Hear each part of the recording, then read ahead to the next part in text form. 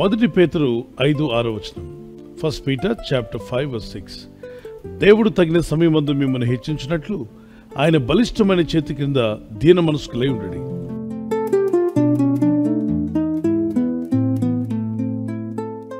ఒక due time అనేది ఒకటి ఉంది. ఒక టైం పెట్టాడు దేవుడు. ఆ సమయంలో తప్పక దేవుడు మిమ్మను హెచ్చించనై ఉన్నాడు. ఆయన హెచ్చించబోతున్నాడు. He will definitely will lift you up.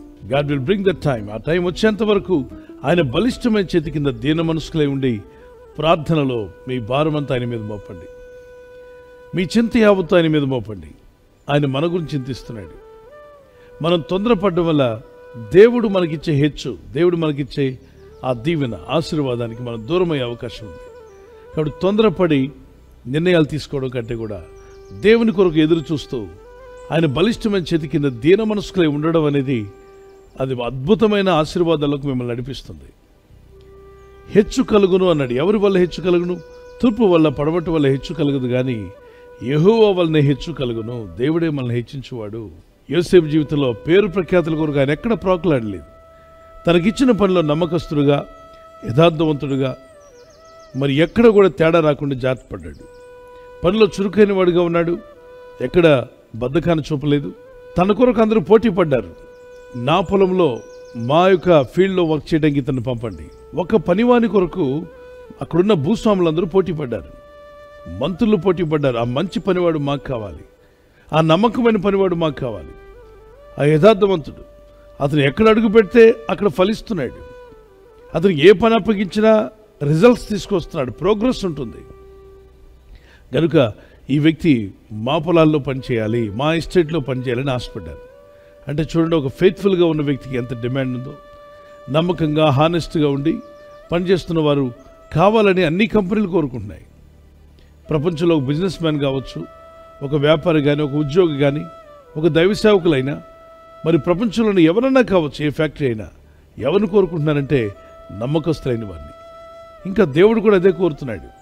నమ్మకస్తులైన వారికి మెండైన దీవుల్ని ఇస్తానని కూడా దేవుడు వాగ్దానం చేశాడు. ఆయన సన్నిలో తగ్గించుకొని ప్రార్థనాపూర్వకంగా మనం ముందుకు వెళ్తున్నప్పుడు ఆయన యందు భయభక్తి గల వారి కొరకు ఆయన దాచి ఉంచిన మేలులు ఎంతో గొప్పవి.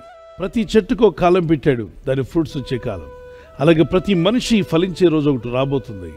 వింటున్న నా సహోదరి, ఇన్నాళ్ళు ఎదురు చూస్తున్నావేమో. ఇదిగో ప్రభు నీతో మాట్లాడుతున్నాడు. నీవు ఫలించే రోజు రాబోతుంది. నీవు హెచ్చించబడే రోజు రాబోతుంది. నీవు వర్ధిల్లే రోజు కూడా రాబోతుంది. ఆ రోజు త్వరలోనే పరిశుద్ధాత్ముడు నీకు దయచేయునుగాక.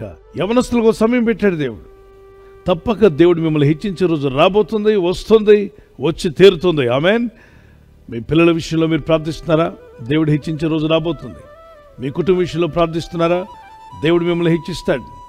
మీ వ్యాపారంలో, ఉద్యోగంలో, పొలం పనిలో, మీ చదువుల్లో దేవుడు మిమ్మల్ని హెచ్చించే రోజు రాబోతుంది. అంతవరకు విశ్వాసంతో కనిపెట్టుకొని ఆయన బలిష్టమైన చేతి కింద దీన మనస్కులై ఉందాం.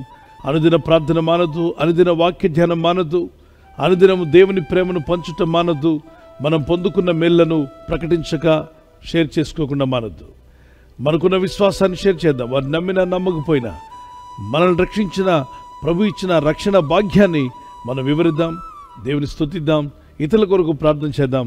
ఆయన బలిష్టమైన చేతి కింద దీన మనస్కులై ఉన్నటువంటి మీ జీవితాలు త్వరలోనే హెచ్చించబడే రోజు వచ్చునుగాక. షల్ వి ప్రే?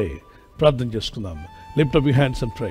పరిశుద్ధుని నామములో ప్రార్థన చేస్తున్నాం. మా తండ్రి, నీ ప్రజలందరూ కూడా ఈ సమయంలో ప్రార్థిస్తూ ఉండగా ఈ వాగ్దానం విని ఎవరైతే ప్రార్థిస్తారో వారి జీవితంలో ఆశ్చర్య అద్భుత కార్యములు జరిగించేవాడు నీవేనాయన.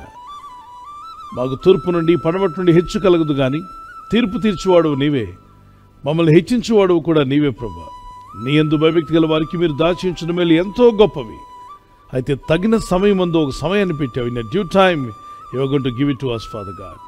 అయ్యా, తగిన సమయం ముందు నీ ప్రజలందరూ హెచ్చించబడలాగున నీ బలిష్టమైన చేతి కింద దీన మనస్కులై ఉండేటువంటి కృప, సహాయము నీ ప్రజలందరికీ ధారాళంగా దయచేయండి.